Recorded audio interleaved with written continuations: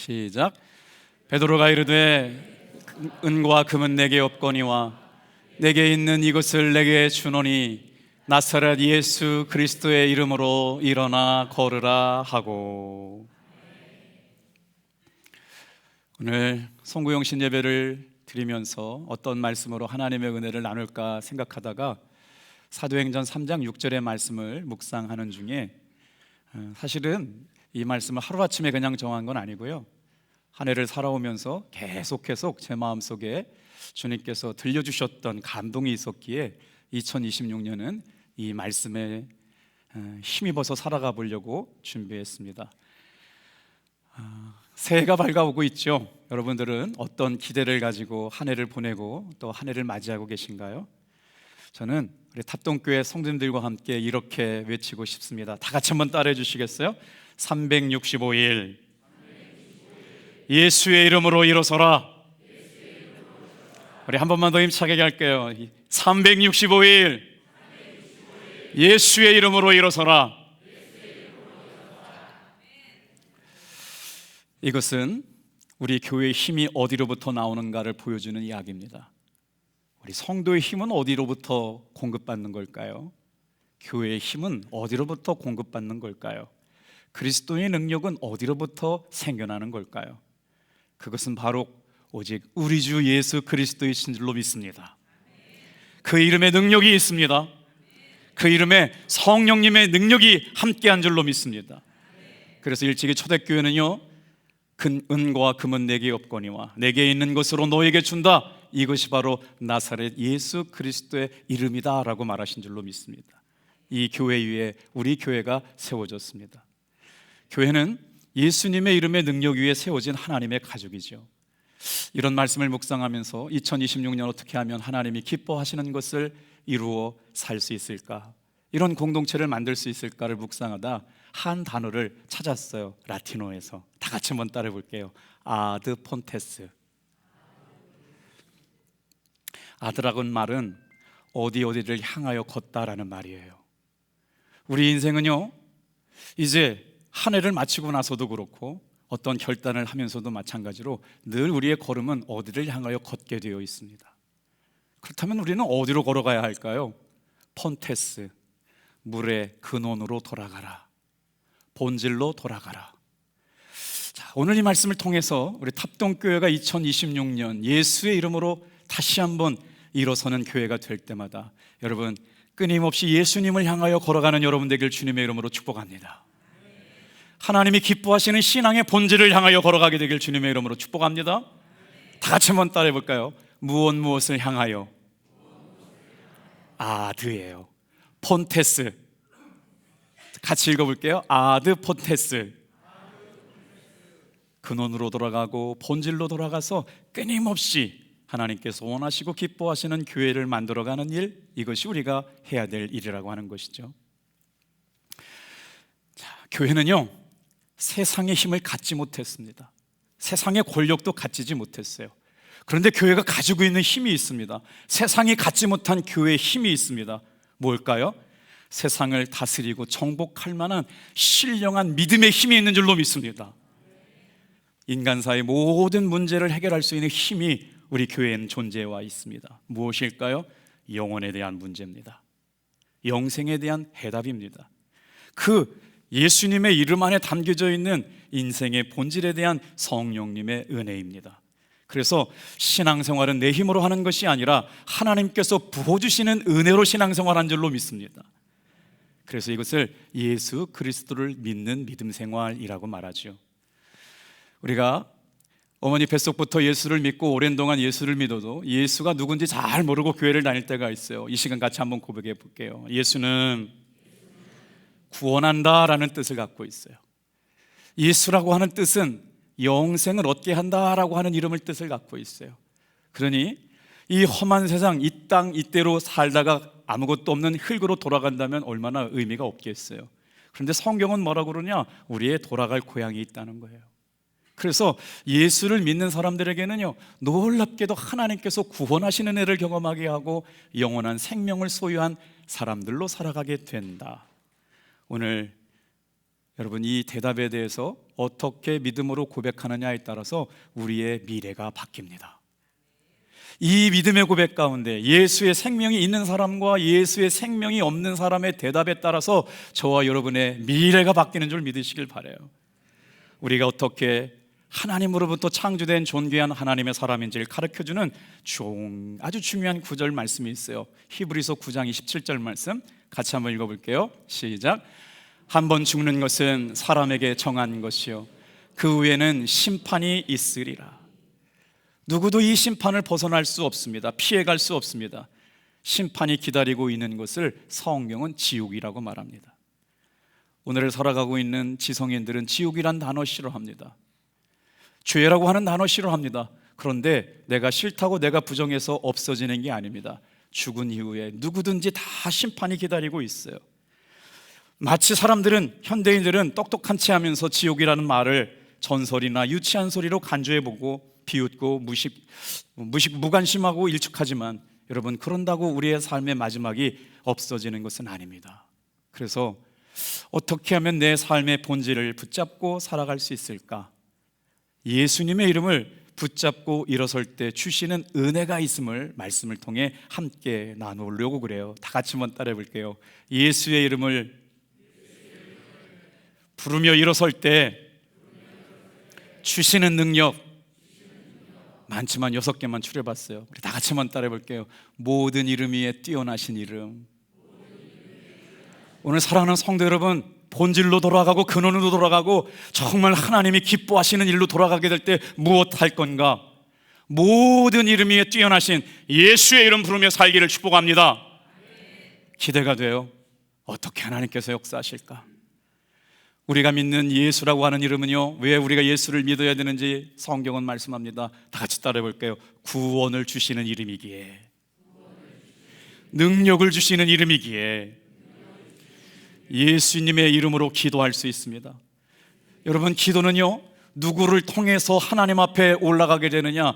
그 세상의 그 어떤 이름도 여러분, 예수 그리스도를 통하여 예수님의 이름으로 기도할 때 하나님 앞에 우리의 기도가 올라가는 축복의 통로가 됨을 믿으시길 바랍니다. 오늘 이 시간도 왜 우리에게 예수가 필요할까요? 오늘도 보니까 아프신 분들이 많아요. 정말 가족 중에 한 분은 정말 다 가슴 아픈 소리를 내고 살아가더라고요. 요즘은 왜 이렇게 우리 동네에 암 걸리시는 분들이 많을까요? 그래서 예수 믿어봐야 소용없고 교회 다녀봐야 소용없고 신앙생활 해봐야 소용없다라고 사탄은 우리의 믿음을 좌절시킬 때가 있습니다. 그런데 이 현장에 와 있는 사랑하는 성도 여러분, 다 같이 한번 따라합시다. 예수님의 이름으로 기도할 때 치유해 주십니다.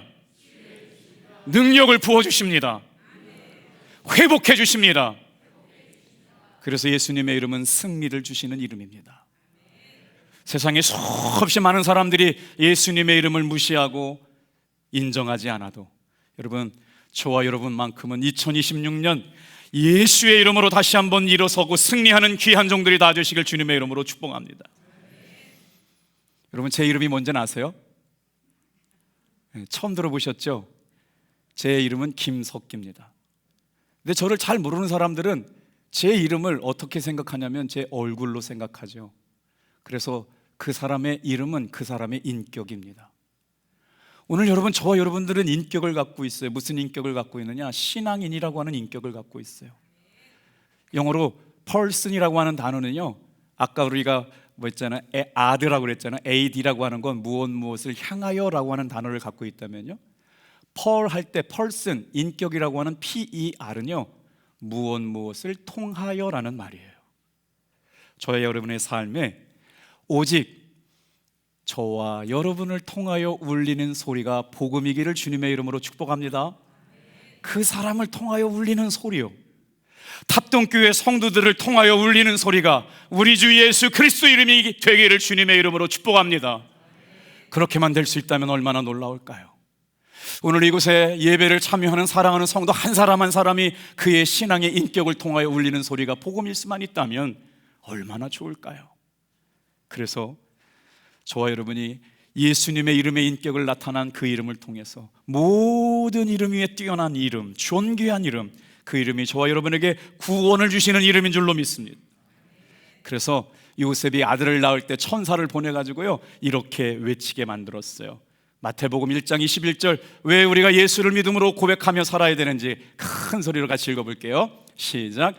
아들을 낳으리니 이름을 예수라 하라. 이는 그가 자기 백성을 그들의 죄에서 구원할 자이심이니라 하니라. 여러분, 예수님의 이름을 누가 지었는지 혹시 아세요? 요셉이 지었을까요? 하나님께서 지어주셨을까요?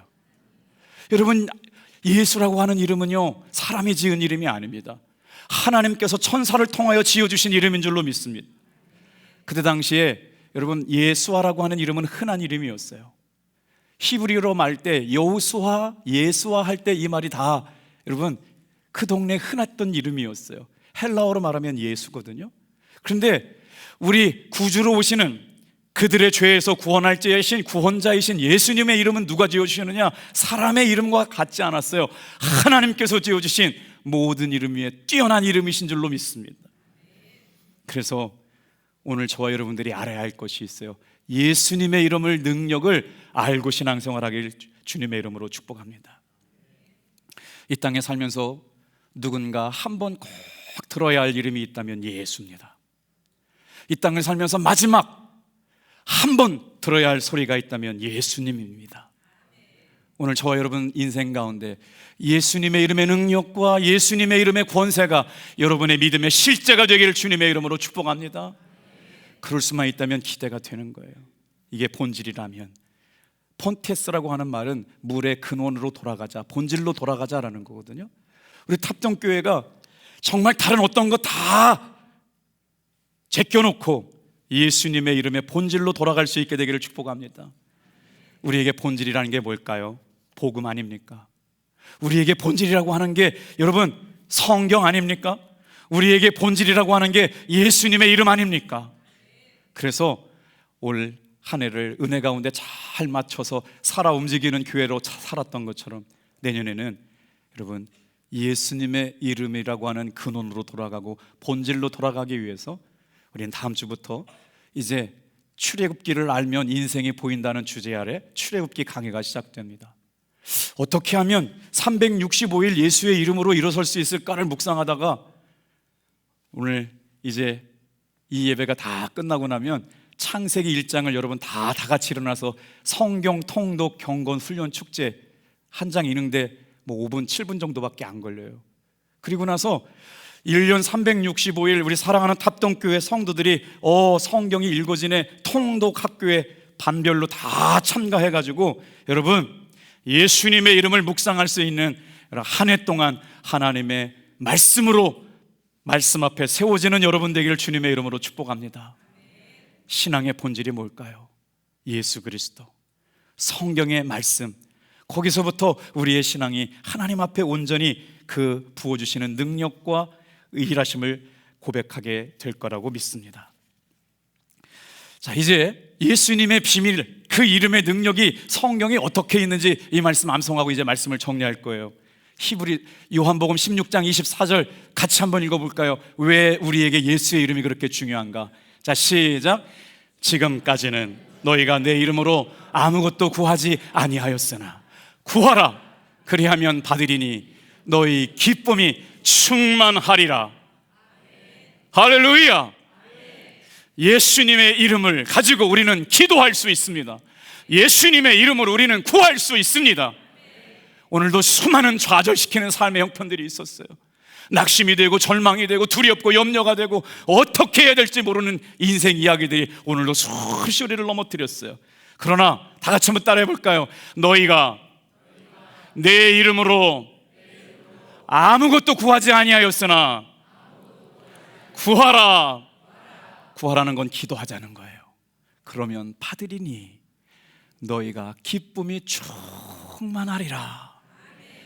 슬픔 많고 눈물 많고 고통 많은 인생 가운데 하나님께서 경험하게 하시는 기쁨이 충만한 2026년 되어지기를 주님의 이름으로 축복합니다. 우리가 왜 예수님의 이름으로 기도해야 할까요? 예수님의 이름이라고 하는 통로로만 우리의 기도가 하나님께 올라가기 때문에 그래요. 오늘 예수님의 이름으로 기도할 때 치유하심과 회복하심과 고치심이 나타나게 될 줄로 믿습니다. 모든 질병을 치유하심이, 여러분 회복하심이 예수님 안에 있는 줄로 믿습니다. 우리 한번 따라해 볼게요. 승리를 주시는 이름. 예수님의 이름 안에는 승리가 있습니다. 이게 얼마나 큰 축복이고 얼마나 큰 특권인지 알 수가 없습니다.